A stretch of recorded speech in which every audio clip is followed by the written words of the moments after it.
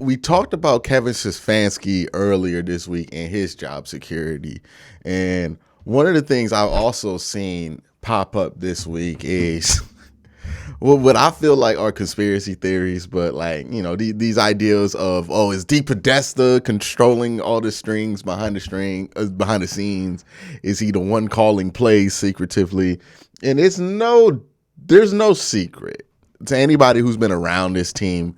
There are people who have been working in this city for a long time who need to find the most fantastical angle of why the Browns are bad is possible, because they have used that to sell themselves. They have used that to sell books, and they have used that to sell the dysfunction in general that the Browns have had. And although for most of Browns history that dysfunction has been slightly exaggerated, in absence of that kind of dysfunction, which, I mean, for the last, I think since 2018, you could say, well, Hugh Jackson was still here. Since about the last 3-4 years, this team has been free of that level of dysfunction since they fired Freddie Kitchens and reorganized everything. People are going to be looking and reaching for more fantastical elements and trying to make something out of nothing in order to do what they've always done, right? Now, you might know who I'm talking about just by that description alone. And, I'm not saying this to discredit this person's whole line of work that he's done throughout his career. I might as well say it's Tony Grossi who I'm talking about. I'm not saying this to discredit him, but I am saying, like, his stuff that he has put out over the years has always been about making the Browns' dysfunction seem more fantastical than it is, because that admittedly sells, right?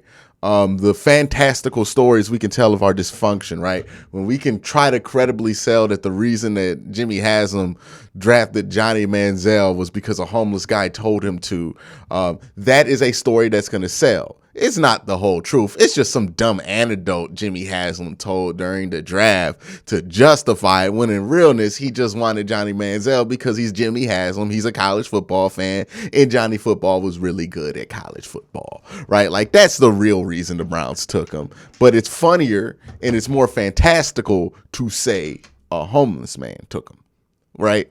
That's what this has kind of been about, right? When your team has been dysfunctional for the last 20 years, selling the most fantastical parts of that dysfunction, whether it's true or not, is the game, or was the game for a while. But recently, the team has not been as functional as much as they've been just flat mediocre, right? And what I mean by mediocre is an average football team, right? They have been pretty average.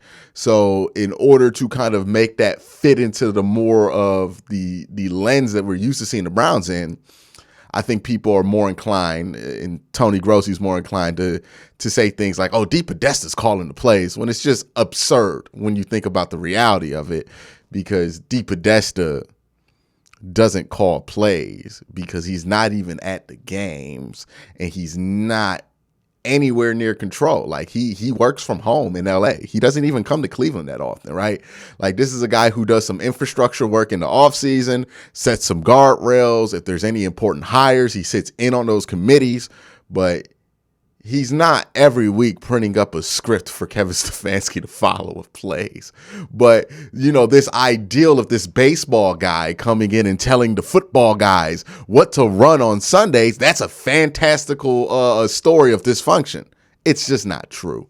And that's more or less a result of how the media in this city has had to function when the team has been so dysfunctional over the last 20 years. But that being said, even though that element isn't true, that doesn't mean that we can't evaluate the job that Andrew Berry and DePodesta have done, given that DePodesta's been with the team for about 7 years. Now, it's a complicated history throughout those 7 years, because for those of us who've been following, we know that for most of those 7 years, he wasn't really listened to, right? He was just kind of brought on as an advisor, more or less. And then when his contract needed to be renewed in 2020, that's when he took on a more serious role. And that's when he's had more of a thumbprint on this organization. But because before that, it was kind of just Jimmy Haslam hiring his college football hiring committees that he used for like Tennessee to hire coaches in 2014 and staffs in 2014. And there was a whole thing with Jimmy's agent hiring everybody that he was doing in 2016. And then we all know about the Dorsey hire. And then after Dorsey got fired and everything had to get reset in 2019, that's when DEPODESTA is taken over. And I don't think this is as clear cut as some people want it to be. I think this is very complex. And I think when you look at DEPODESTA and you try to evaluate him, I've said this before and I say this again. I think the Browns are actually relatively well run compared to most other organizations in football. It doesn't reflect on the field yet, but these kind of things take a while to reflect on the field, right? Ozzie Newsome took the job in Baltimore in 95. That team wasn't ready to contend until like 2000, right? It took like 5 years for it to show on the field. So these things are going to take a while to really show up at the level that you want them to show up at. But I think the seeds are there. And what I mean by that is we're seeing less ownership meddling, right? That was a big problem before, right? We had these weird pipelines where Hugh Jackson would report directly to Jimmy Haslam, and then whoever the GM was, Ray Farmer, John Dorsey, will also report directly to Jimmy Haslam. And that was a disaster, right? The Sachi Brown stuff where Sachi's sabotaging a trade that got us Nick Chubb, admittedly so. But Sachi sabotaging trades. We got Hugh Jackson trying to undermine. Like, it just created a massive dysfunction.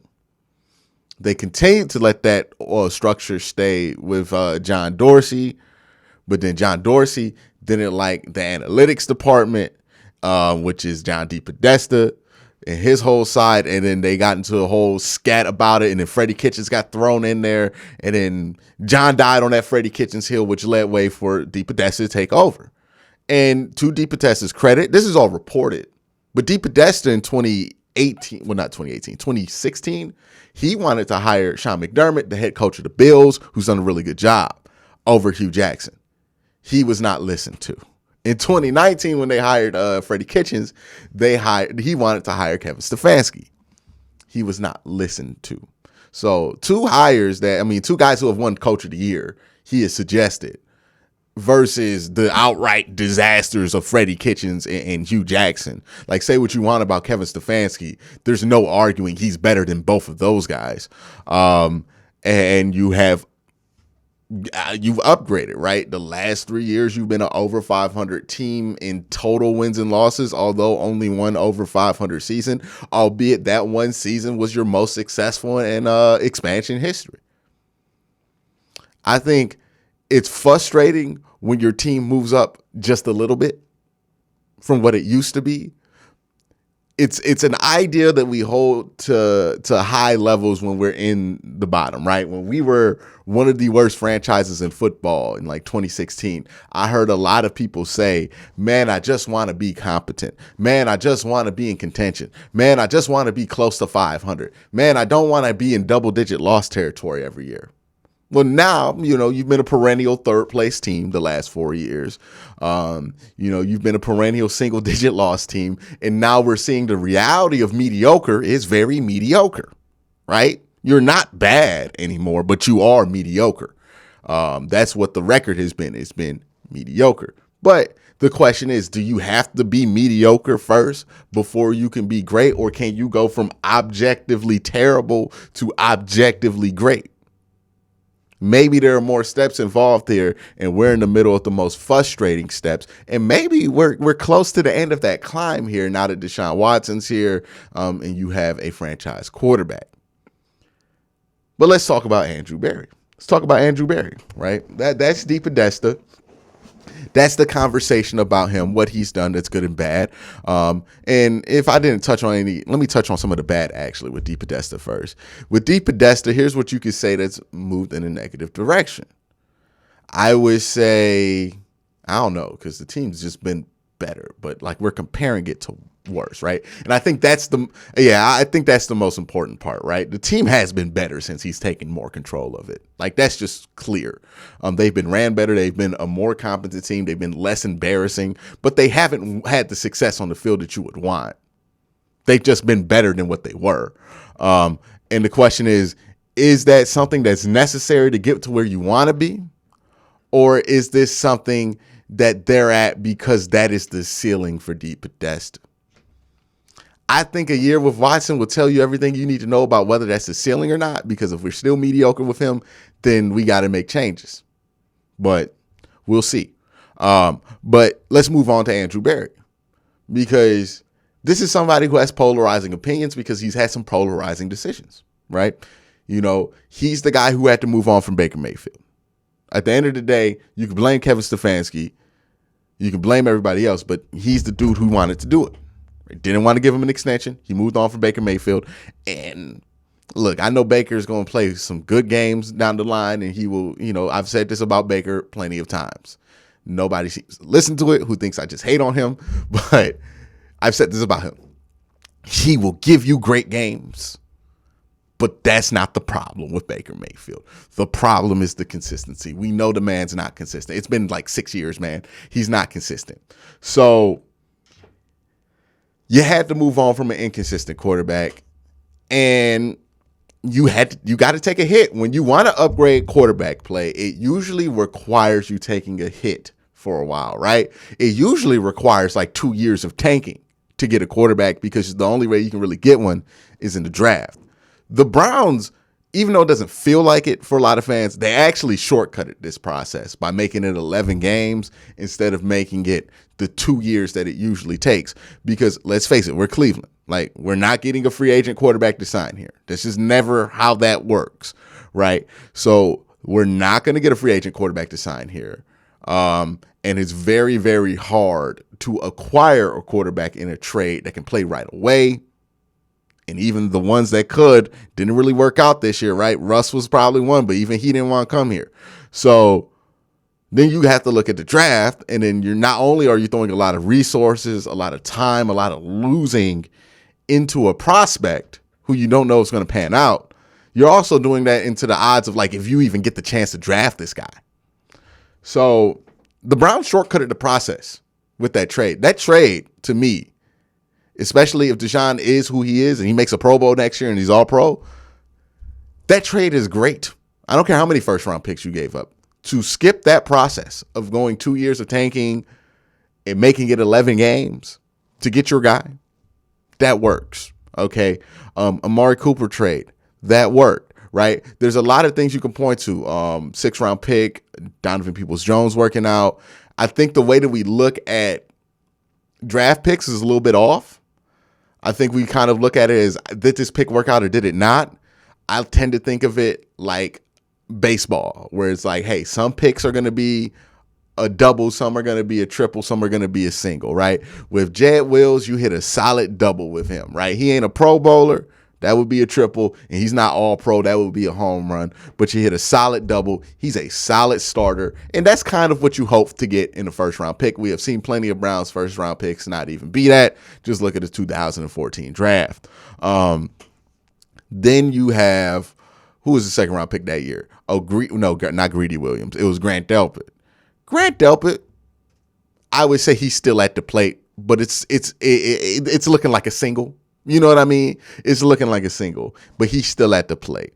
And then, you go down the line here, Jordan Elliott, that's a strikeout, but like at the 3rd round. And then once you go deeper and deeper into these rounds, it just matters less if you strike out or not, right? But I would say the first 2 rounds with Greg Newsome, I think that's a double looking like a triple, right? With Greg. Martin Emerson this year, 3rd round pick. That's a double looking like a triple to me.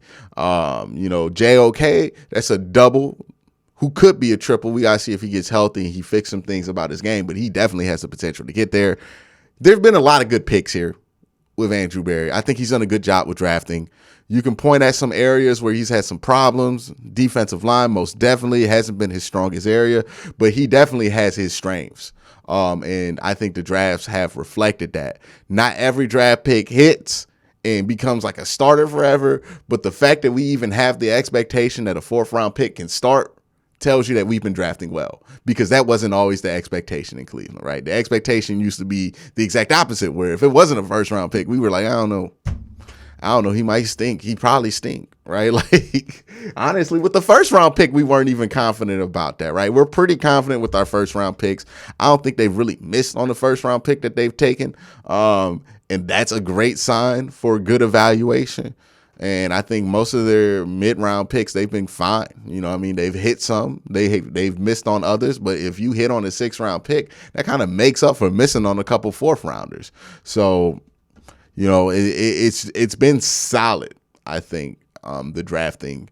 And I think the trades have been very good. The contracts have been very good. I really don't see the reason to move off of Andrew Berry. I think if we're talking about these 3 as a group, right, Depot, AB, and Kevin, I think AB's giving you the least reasons to justify firing him throughout all of this.